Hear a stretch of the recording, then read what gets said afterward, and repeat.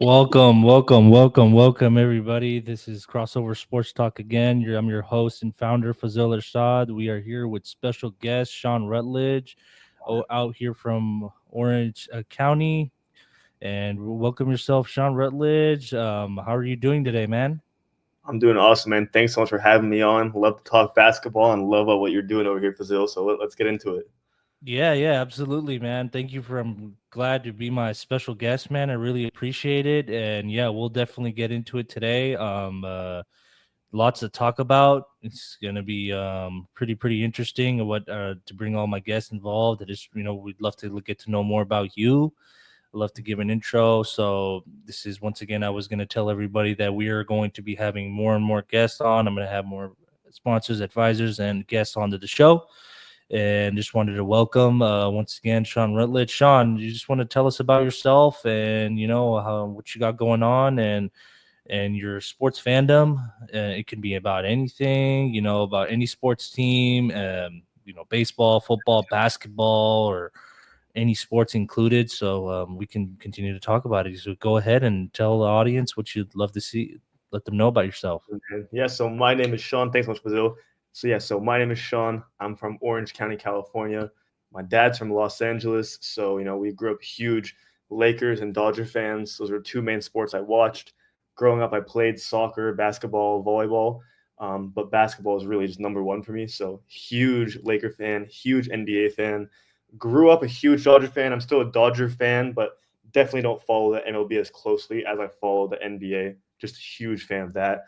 I own several e-commerce businesses. I sold a business last year and I moved to New York City. So now I live in New York, right on Central Park. So I was here for all the Knicks fans going crazy lately. I've missed my Lakers, but it's been crazy here in New York with the Knicks recently until the Pacers took them out. But yeah, that's kind of a little bit about me. Just a huge basketball fan. Fazil and I were in group chats. We talk all the time about the NBA over text. So really nice to finally sit down and talk in person because this guy's a huge fan as well.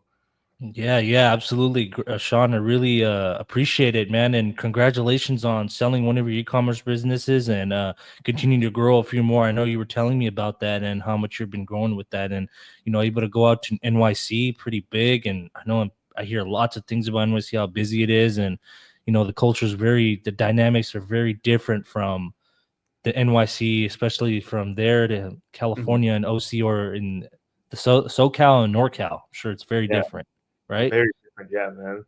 I love the Mhm. sports culture. Everyone's so close together and very like the city's tight knit compared to California is very spread out, right? So the sports Mhm. culture here, I've already seen it. It's incredible. So I'm looking forward to getting to have some secondary teams behind my Lakers and Dodgers always, but be able to root for my city as well.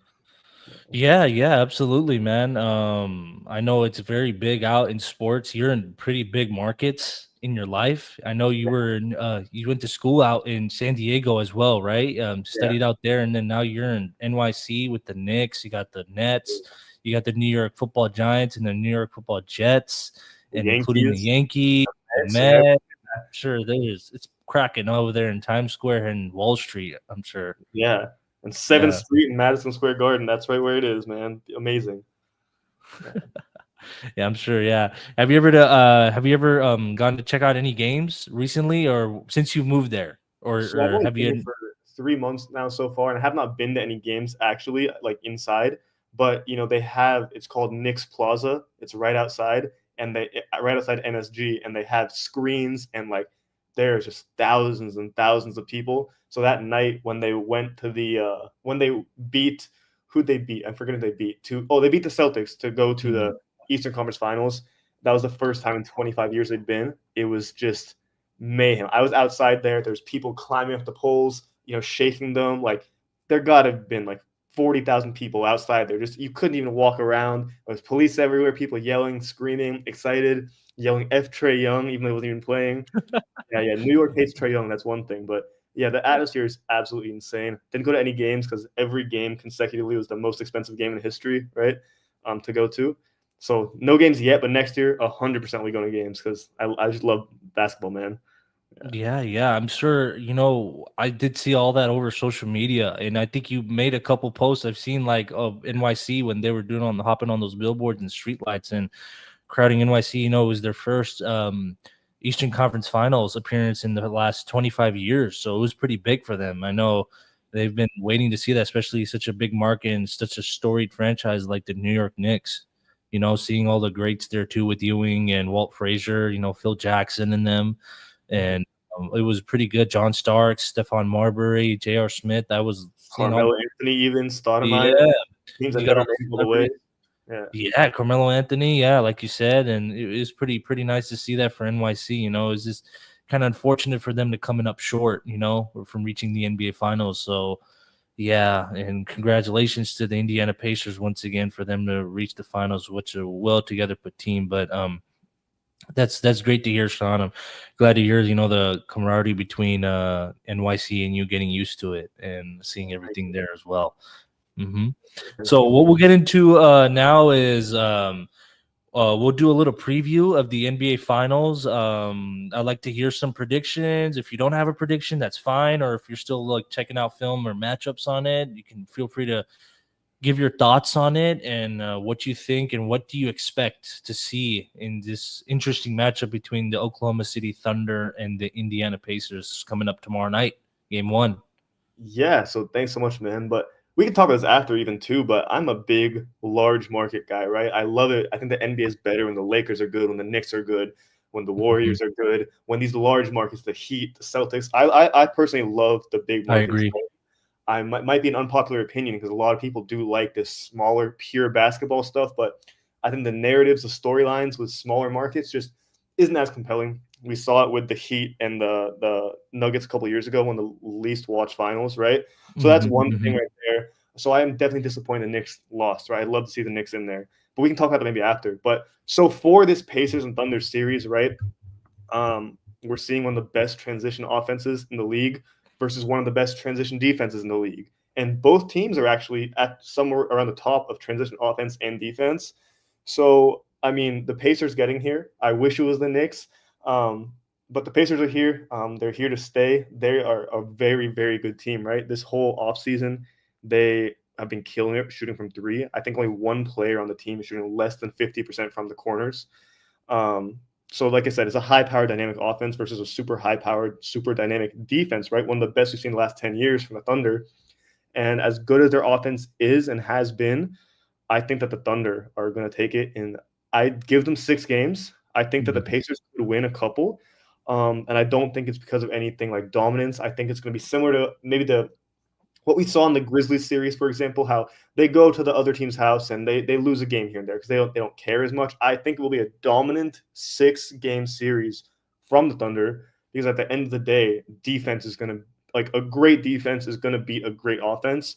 And that's not to say the Thunder don't have a great offense too. I think that having Shea, who was the MVP this year, you're the floor of a team that has one of the best offense players in the league is very high, right? And no disrespect to Halliburton, he's also one of the best facilitators in the league, but the scoring threat of Shea just brings your floor so high as a team, while having one of the best defenses in the last 10 years. They're a juggernaut. I don't think any team in the entire league would have been able to beat them this year in the playoffs. I think one of their best matchups was the Nuggets. But yeah, beyond that, I don't think that any team would be able to beat them. So like I said, it'll go 6 games, I think, but it'll be a dominant 6 games by the Thunder. Nice. Yeah. I think I absolutely agree with you on a lot of this analysis of this series of what's going to happen. I do have Oklahoma City in 6. Honestly, J-Dubs can possibly even get finals MVP. He's one of my sleepers in Chet. But I do overall think Shea is going to eventually get it. But like you said, they have tons of defenders, perimeter defenders who they can throw at anyone, run you off the three-point line with Shea, Alex Caruso, Chet, Isaiah Hartenstein, J-Dubs, Jalen Williams, Isaiah Joe is there, Cason Wallace, and they've got also the other bench player, and Jalen Williams is great as well. Yeah. I think they're very deep with their rotation, which is why they've been one of the most 68 win dominant teams. Like you said, one of the matchups that gave them trouble was the Nuggets and Nikola Jokic and the Nuggets, right? With the Jamal Murray and Aaron Gordon having that hamstring, still playing through it, right? Gave them kind of some issues, but pushing them all the way to 7 games. But overall, like as a team wise, I think like you said, like they're younger and I think it's their time. And if they win this one, they can probably rack maybe another one or another 2 or 3 in the future. But like you said, with the Indiana Pacers as well, I love their pace, what they play with, their size that they have with Turner, Siakam, Nembhard, and Aaron Nesmith and Andrew Nembhard. With Halliburton just leading the way, being very clutch as well. They're like you said, their transition, the way they run in transition, and then where they think they can get Oklahoma City possibly could be in transition defense. You're basically running the floor. You don't want to always play ISO ball with Oklahoma City or just trying to continue to try to move the ball. They just have many bodies they can throw at you. But like you said, I think this is going to be could be a dominant one. I do see maybe probably a few close games in this series. Maybe the Pacers probably getting a few, maybe at home, maybe stealing one on the road. But overall, I think, like you said, Oklahoma City getting it in 6 games possibly could be less. Who knows? Yeah. For me, I think that having the best player in the series, you always are going to have a pretty large advantage, right? We saw in the Nuggets series, the Nuggets team had, like a 20th ranked defense, very low defense compared to number one OKC, but they had the best player in that series. In my opinion, Jokic is the best player of the series, and they did shut him down pretty well. But you saw that went to 7 games. Yeah. OKC has the best player in the series, but I think that the Pacers might be more well-rounded offensively right now. I don't think it's crazy to say that. OKC is really predicated on J-Dub and Chet. One of those two has to play like an all-star every game, in my opinion, for them to win. J-Dub averaged 22.6, I believe, 23 points this year. Chet, he missed some time, but he also had a good year offensively and defensively. But those guys are much less consistent than the Pacers. This offseason, the Pacers, like I said, I think 9 players total have played. 8 of those 9 are shooting better than 50% from the corner 3 at least, right? Because what they're really big on doing is Halliburton getting in the lane, or Halliburton or Siakam getting in the lane and kicking it out, and the whole team is hitting threes, versus OKC is a lot more predicated on Shea and another guy, whoever that be, whether it be Chet, J-Dub, etc.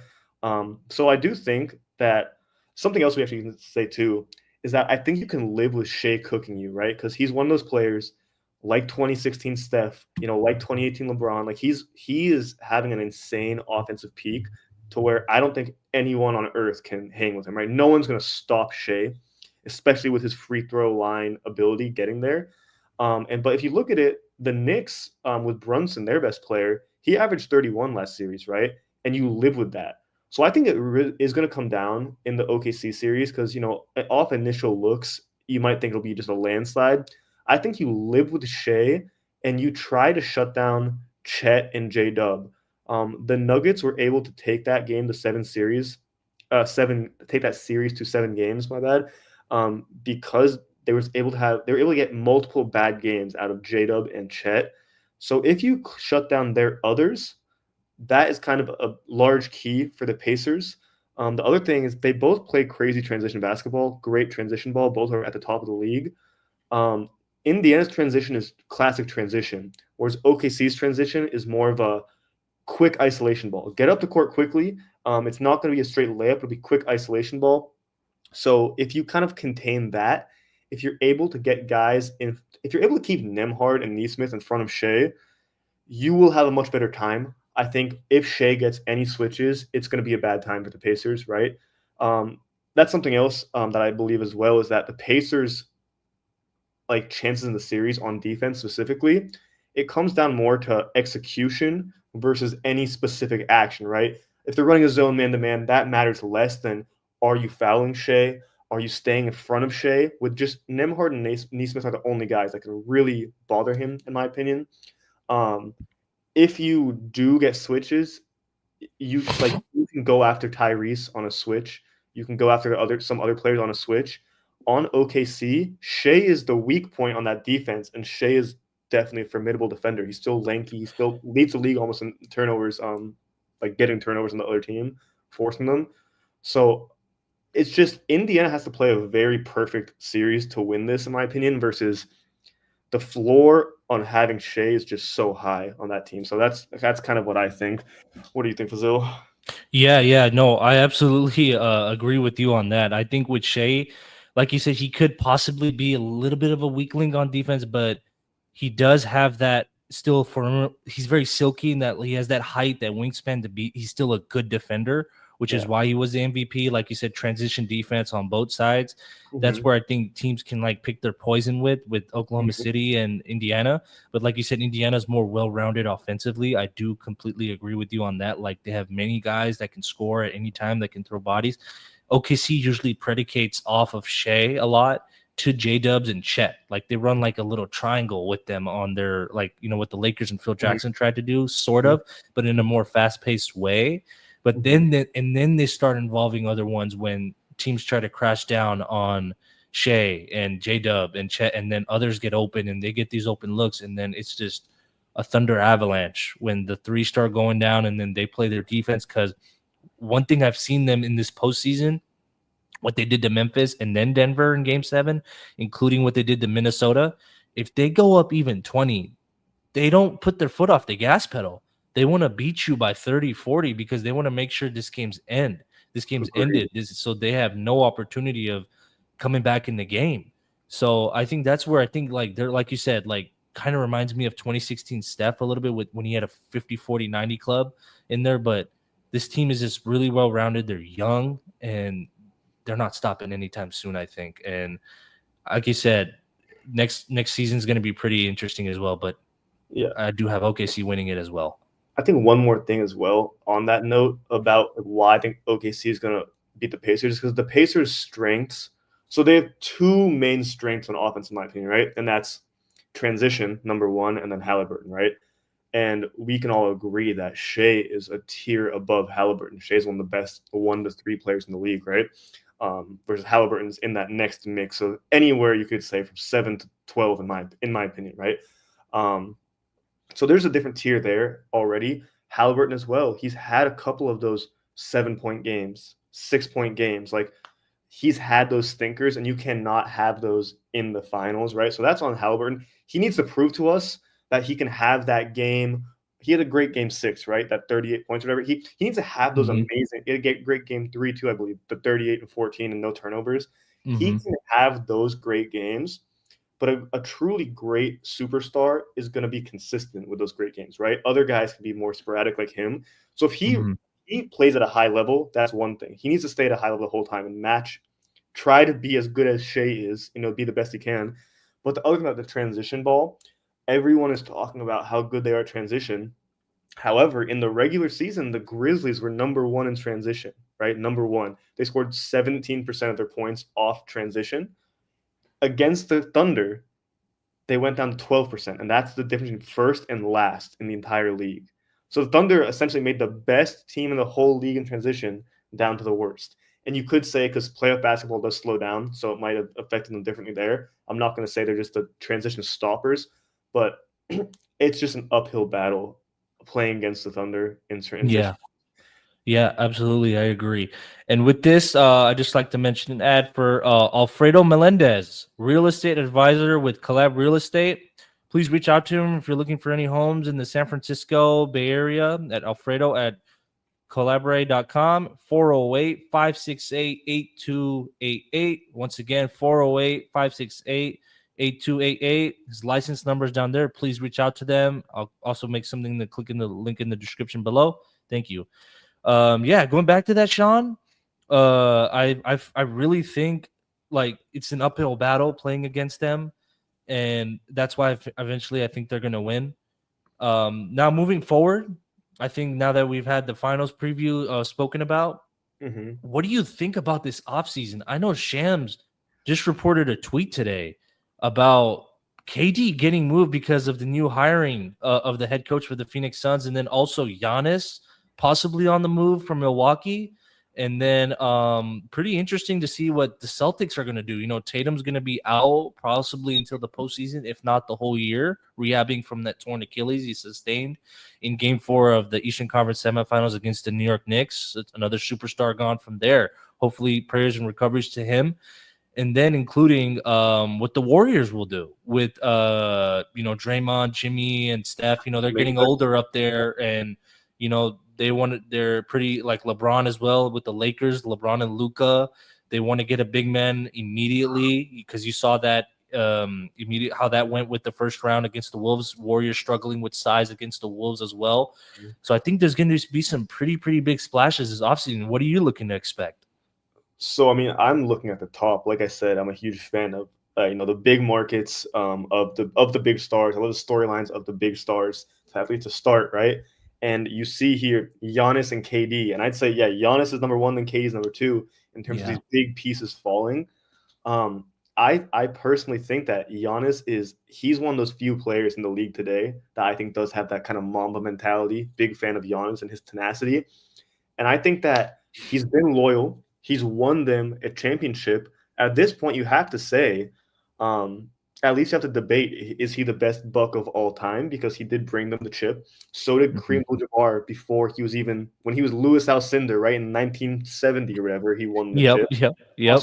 But does that even count? That's so far back that we're done with the 90s. We're done with the 70s. Like Giannis is probably the best specimen, the best player I've ever seen in the Bucks. I agree. Already. He brought his brothers over there. He's done a lot for the city. He loves that city. But this is not the first time you've seen a superstar drop hints for years, man. He said for years, like, if we're not winning, I'm out. And is it to put pressure on the front office? Yes. And did the front office succumb to that? Yes. They made small changes, but not what he wants. I think with Dame getting hurt, man, you can't make any moves because you have all that money on the books. No one's trading for a hurt Dame. I think Giannis is gone. Being in New York, I saw all these videos and he was in New York recently, about 3 weeks ago, right when he lost, came straight to New York. Miami's another target destination for him. Houston's another target destination for him from what I've been seeing. Because he's leaving to go win, right? He's not just leaving for making money, because then teams like the Nets, things like that would be in the conversation, but they're not. It really comes down to, like I just said, the Knicks, the Heat, and the Rockets is what I'm really seeing a lot. Of those three, I don't know. I can't say where he would go for sure. I do think. What do you think of San Antonio? I've seen that one too. I forgot about that one. I think they do have young assets for sure. I think they have a lot of money in the books now, De'Aaron Fox, and they'd have to think about paying Wemby next, but he still has a couple of years in his contract, so it could work down there. I'm not going to lie, especially with the space in that, because Wemby's a jump shooter, unlike Giannis. That's not a bad destination too, Fazil. I think for me personally, I think him going to the Knicks would be amazing. Not just saying that because I live in New York now, but they did trade Mikal Bridges for 7 picks or whatever, right? So, but they would happily move off of Mikal Bridges, Karl Anthony Towns. They'd move off of him too. Easily. I think because the defensive side of the ball with Brunson and Cat, it's just difficult, right? And Cat has not historically been a terrible defender or anything like that. But he was definitely shielded by Gobert in the past, whereas this year we saw Tibbs didn't like his defense, but now they fired Tibbs. What does that do to the Giannis trade? If Giannis wants to win now, he's going to come to a new team that's going to lose their core, so he comes and get a new coach. I don't know if that's what he wants, to be honest. I think that Rockets team is definitely very enticing with all their young pieces. What were they really missing this year was a true superstar. They're one of these teams, again, that we've seen over and over in the past, where it's like, they can be really good in the regular season, win a lot of games.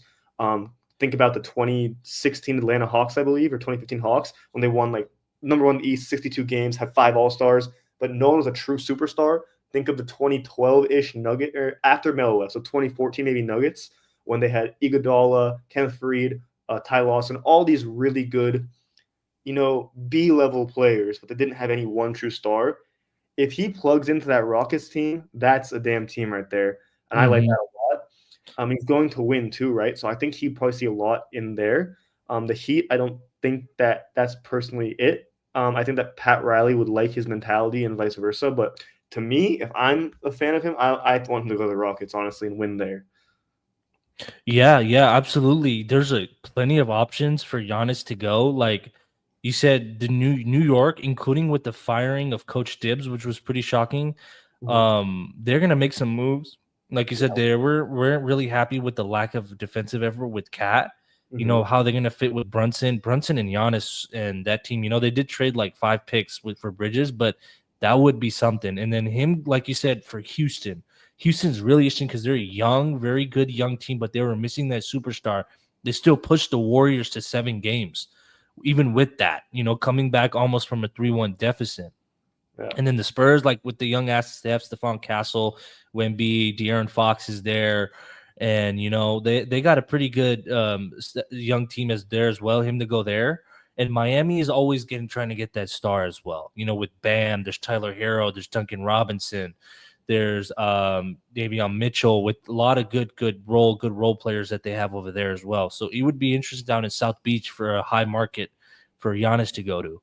And then I really personally, like you said, if he goes to Houston and they give away just a few assets plus some picks with their head coach Ime Udoka there, I think they instantly become a championship contender easily with the team they already have. They're already a well-rounded team, and they can give up a few, and they have the cap to spend because they're still young and they were the number 2 seed in the West. So I do believe that they can have a chance at Giannis too. In other notes of that, what do you think about Kevin Durant? Where do you think he would go? I was thinking like Minnesota. There was possibly rumors about there, and then also with him, there was other teams with the Rockets also involved, and then the Miami Heat as well. And people then even said OKC. yeah. People even have said OKC. OKC, yeah, I heard OKC as well, and I was just like, I know he left there to leave to go to the 73-9 Warriors, right? And eventually won 2 rings, 2 Finals MVPs there. I'm sure I'm sure KD's still got love there regardless of what happened, but I mean, him going back there, and if OKC gets a ring this year, they're probably gonna get a few more if they include a KD, because KD doesn't have to be the number 1 guy in OKC. So for me, KD has proved that he can play not as the number 1. He can obviously be number 1. He can also he's proved one of the few superstars because of his pure shooting ability that he can play off ball. So he does fit better than people might think. We have a lot of the same trade destinations there, also including the Timberwolves in this in that. A lot of that I would say is kind of trade rumors because of his relationship to Ant. I don't know how realistic that might be for them. But the one, the nail in the coffin here is his age, man, right? He's still producing. I saw he hasn't averaged less than 25 points since 2008. This guy is unbelievable, right? One of the best scorers of our generation, of all time, actually. But his age is a huge factor, man, right? So seeing him or Giannis, every single team on that list would take Giannis over him. He will command a smaller trade package, which the Suns are – I mean, that's, in my opinion, a poorly run organization. Like, if they move off KD, like, they can't expect much back just due to his age, right? And also, who wants to play there? They're in rebuilding mode. I think a good fit for him, I've ever mentioned. So this is the other thing too with Minnesota is that Naz Reid is going to get paid this summer. Naz Reid might have to leave that team because he'll get probably around $100 million off his next deal, right? Over probably 3 to 4 years at max, 4 years. Possibly, yeah. Likely 3 to 4 years, 90 to 120 million around there. He's going to get paid a lot, man. He really is. Former 6th man of the year, I believe, right? Mm-hmm. So if they do move off him, KD, oh man, that's an upgrade right there. Actually, like KD would fill the void of Naz Reid, but better with all the shooting. KD as a defender, he had his prime defensive years, I think, on the Warriors, learning with Draymond playing that system. He's definitely not that anymore.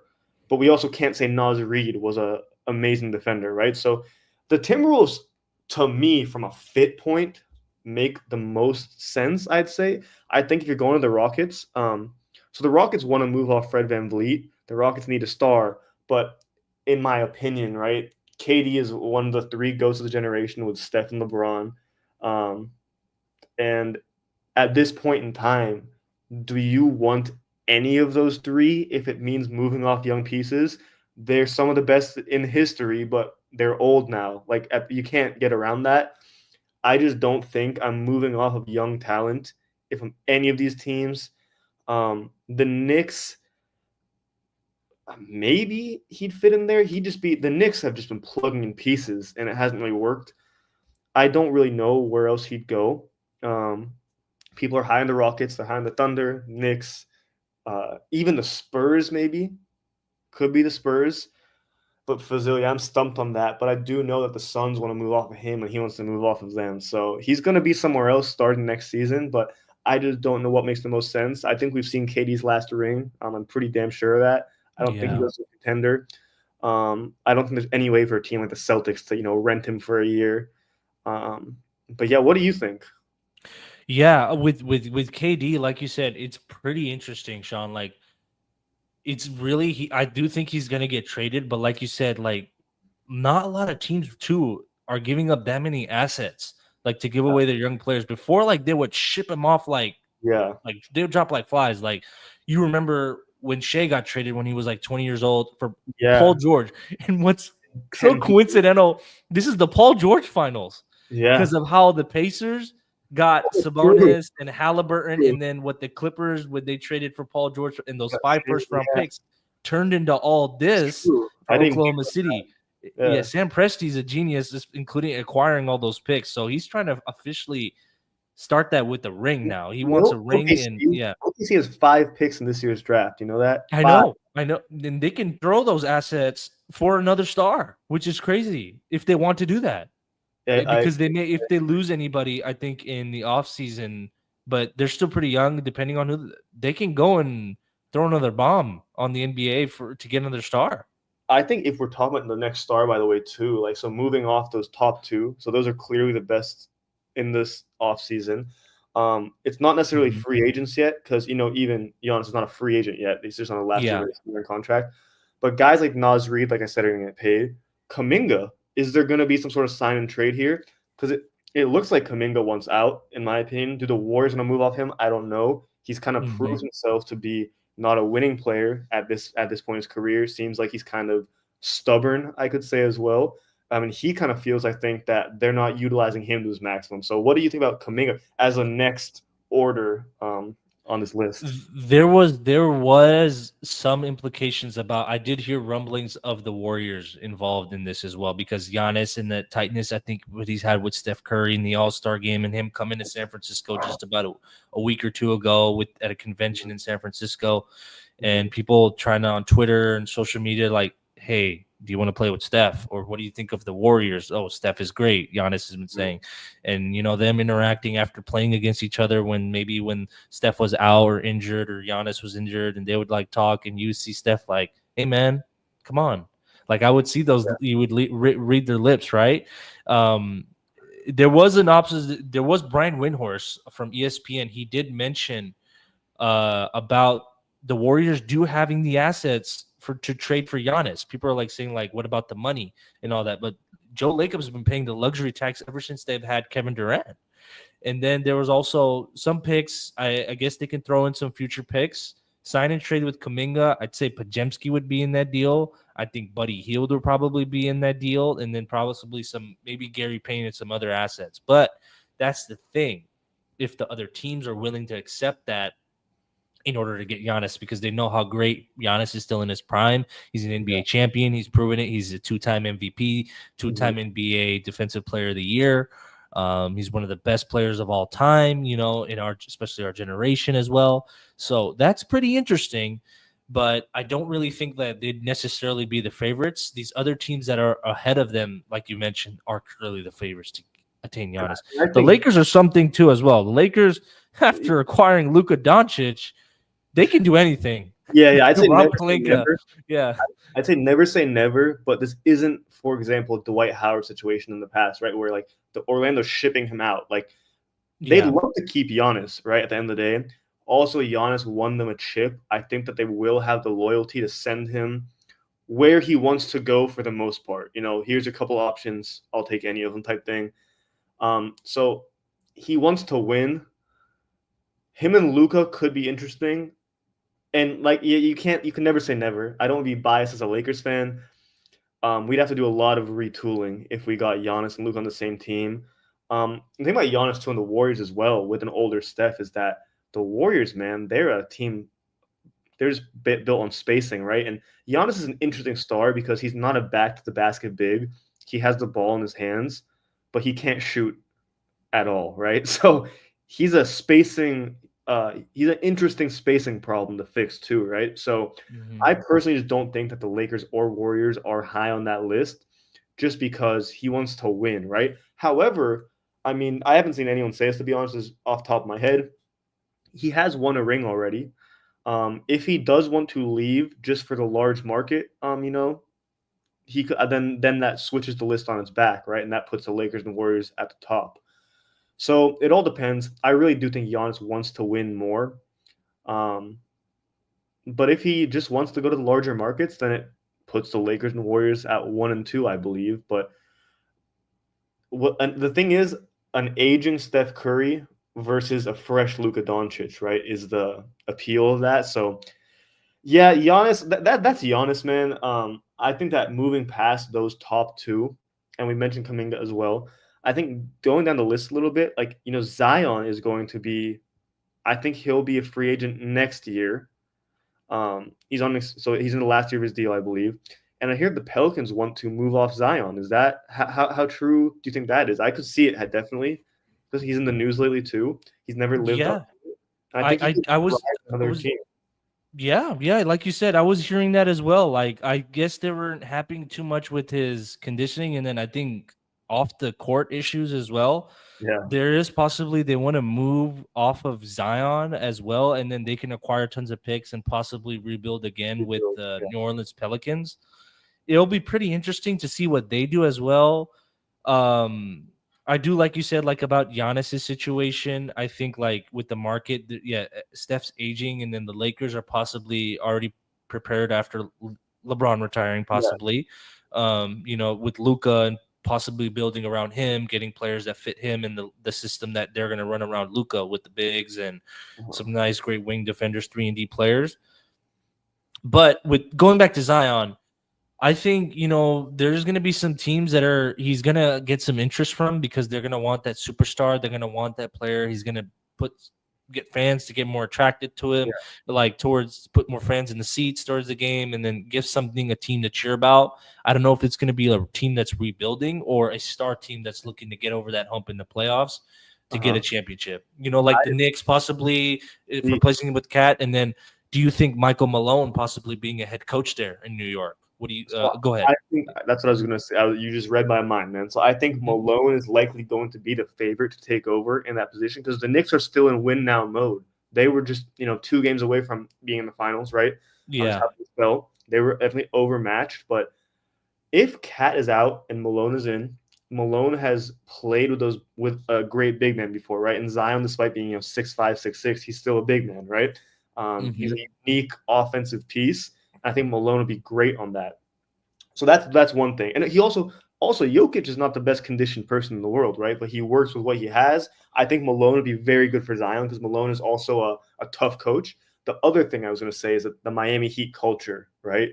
I think getting Zion to the Heat where they're known to do body fat tests on you, they have a person in your house 24/7 cooking you meals and stuff. Yep. I think the Heat would be nice because imagine the Miami vibe, the The Heat showmanship, culture. the Heat. So it's not only the Heat Pat culture Riley. work, but the Mhm. showmanship of just being Miami, the windmills with Zion. I think that's a good destination for him. And they also have a very good young core, and they're missing what Jimmy left from them, right? They're missing a star, and Zion could be that. That's not a bad destination, in my opinion. He is on a contract. I was wrong. He's not in the final year of his contract. He's in the middle of one. So that would take a large trade. You don't want to see someone like Bam, Tyler Hero, these big contracts leave. I think even someone like Duncan Robinson was on a big contract. And he's a piece you could offload to a rebuilding team. Who knows? But Zion's a good Mhm. one. But the other guy who's been in trade rumors for years as well, Trey Young, man. There was a lot of rumbling about him to San Antonio at first, and they got Fox. What do you think about Trey Mhm. I heard about that too, and I was just like, Atlanta. There was a trade. I don't know if you saw it too. I don't know who posted it, but I did see like there was Miami giving up a ton of assets and players for just Trey Young, and then I was just like, there's no way Miami's possibly going to do that because your defense possibly Miami's very defense oriented too. They do have good offensive players too, Young? like shooters and Tyler Yeah. Hero, Duncan Robinson and Bam's a good inside the post and defender in there protecting as a rim protector. And then even when they had Jimmy Butler there and how he led them to the finals twice in Yeah. 2020 and 2023. I think with Trae Young going there, he would be a liability defensively, but then he can also give you those Lights Steph it Curry out. shots from, he's good enough. And then the thing is, he doesn't have to possibly be a good defender there when he has other good defenders and some good role players around him, which possibly can get them over the top to get to the postseason or just be instead of a play-in team, a much higher seed in the East, you Yeah, know? and speaking of the East, Yeah, man, too, without Tatum next year, if Giannis leaves the East and Tatum doesn't play the whole year, we're wide open, man. We're wide open in the East. So clearly. this is a year, in my opinion, that teams should go. Some of these fringe teams, like the Knicks, for example, you can go from, third or fourth in the East to potential favorite in 1 year. Of course, the Pacers would likely be a favorite right away, but this is what always happens, right? A team wins a chip, and some of their core pieces, but player 4, player 6, player 7, they might get a big contract elsewhere. If the Pacers lose some role players and one of these teams like the Knicks, honestly, there's a lot of people that can get a nice player. If they get a big player, they can take over as the number one next year. The Cavs also definitely be up there for sure. Forgot about them because their injuries in the playoffs, but you can jump realistically from fifth or sixth to second or third, in my opinion, in the East with a good trade, and then go from there in the Yeah. playoffs. Yeah, especially with the way the East is kind of built right now, like you said, like maybe one or two moves, including Yeah, a coaching change, where they can put you over the top in the East. But the Western Conference is a whole nother animal. You got 12, possibly 11, 12 teams possibly they're that are legitimate. in the mix that are legit. Yeah, there's already 8 that was legit like this year. And then you see teams that getting some players back and making some moves in the offseason can possibly make a much bigger dogfight in the West. It's going to be very difficult, like I think over there. But if there's some moves some teams make, it can push them over the top in the West. But I think the Eastern Conference is where I think stars will more look at right now because There's a their lot of chances of opportunity. reaching the NBA Finals, more opportunity. Like you said, I don't want to discredit the Indiana Pacers the way they play team basketball or anything, but if a team gets someone like a main superstar that just missing probably one factor, that could You could possibly put jump them them. in the East Finals or the NBA Finals. I agree because Halliburton, it's kind of like what I said with the Rockets, how there's no main superstar. Halliburton is the clear main superstar. Siakam is the clear main co-star. But as you Mm-hmm. saw, Siakam won the MVP of the Eastern Conference Finals. Exactly. Halliburton is not a tier one superstar. I'd say he's more, like I said, in that anywhere from 7 to 11 best players in the league, in my opinion, around there. If you get a guy that's top 3, top 4, top 5, you might be able to jump them in terms of talent. And like what always happens, one of those players in that team, no team ever runs it back perfectly, right? That is very rare, um, Mm-hmm. especially Like we small. expected Boston to do, right? Possibly Yeah, this year, right? Yeah. yeah. And I just mean keep the whole roster together. Like for example, the Nuggets, right when they won, they lost. Who they lose that year? That was Bruce Brown, KCP, KCP, Jeff Green drop off. Jeff Green. You lose these core pieces, and if someone gains a piece or two, they could really jump you. I think that this is such a juicy, good offseason that we're missing even talking about players like, for example, a Nick Claxton or something like that, who's a good starting center in this league that I think, like my Lakers, for example, could definitely benefit from having a big, as we saw with the Gobert series, right? Something else to touch on is that second apron, the new tax laws in the not laws, but the new taxes in the NBA. The second apron really makes it so it's difficult to have 3 stars. He's going to have 2 stars usually and a bunch of small contracts. So that's why they moved off of Cat last year in Minnesota. That's why Nas really moving this year. A player like Nas Reed can really shake up someone's bench, can shake up their starting lineup. A guy like Nick Claxton, Laurie Markkinen, he's another good Mm-hmm. player, former All Star. There's a lot of these guys that could be moved because of this second apron, which is still only a year old, or 2 years old, and we'll see what happens there, man. We really will see what Yeah. happens. Yeah. Yeah, I honestly believe, like you said, like the Lakers, I don't know if they need technically a superstar, another superstar, maybe a star, or Mhm. maybe just like you said, just big men and maybe some different wings around them. They can instantly, I think they could be in the NBA Finals. Like I honestly had them in the Western Conference Finals, possibly the finals, depending on how Oklahoma City was going this year. I was really shocked to see round one. I Mhm. mean, but I knew Minnesota was pretty deep, but I didn't expect them to possibly beat the Lakers, and then they just came out and They look Yeah. gangbusters. So Like going back to their that, size. Yeah. that was the last word. That's what I was going to say next is the size thing, man. Like Steph and KD and Clay and Draymond, the Warriors just revolutionized the game to the point where The small Draymond ball. at 6'7" is your center now, right? Small ball. The whole league tried to copy it. I think D'Antoni probably got closest in Houston back then, got closest. Just In 2018, yeah, they did. firing up threes and not having a center. And the whole league went that direction too, right? As a Laker fan, it's been 5 years of saying we need a center. It gives a true center, right?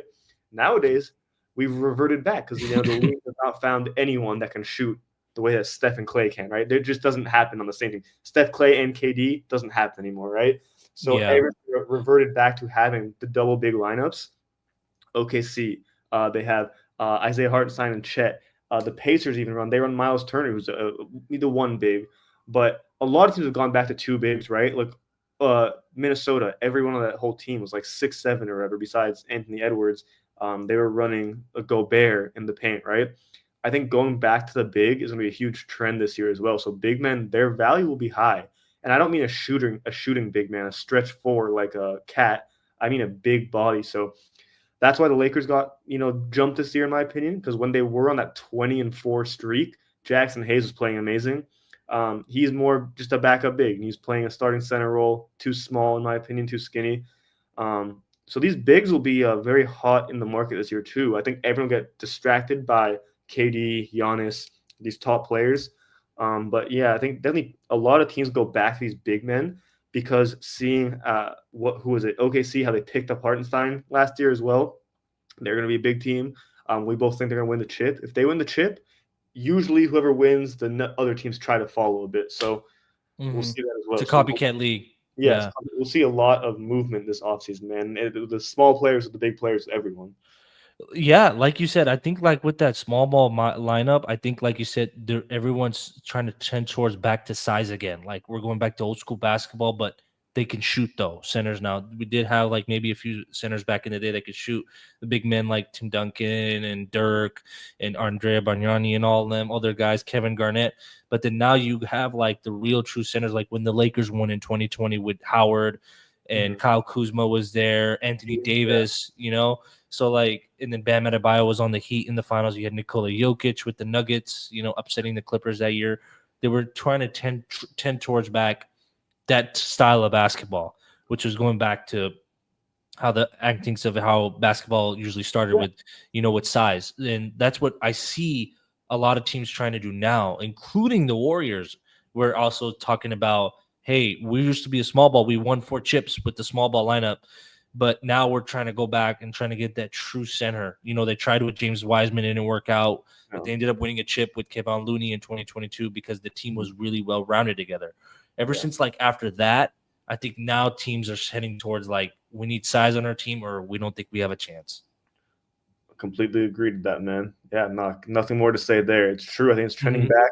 I think that second apron though really makes it so you have one main star, a co-star, and then you got to plug the pieces in after that, right? So I think that the big man market's going to be tough, and you got to build around your stars, which makes the Lakers' job a little bit hard because LeBron's on his way out. So you got to build around Luka while maintaining LeBron in there. The Warriors, Steph, he's on his way out eventually, right? So they're on more of they're on a last hurrah, in my opinion, which the Lakers have already built for the future a bit with Luka here. Yeah, the big man market is going to be really interesting as well. I'm looking forward to seeing that for our teams at least, versus seeing Giannis and KD and all that. Seeing where things fall.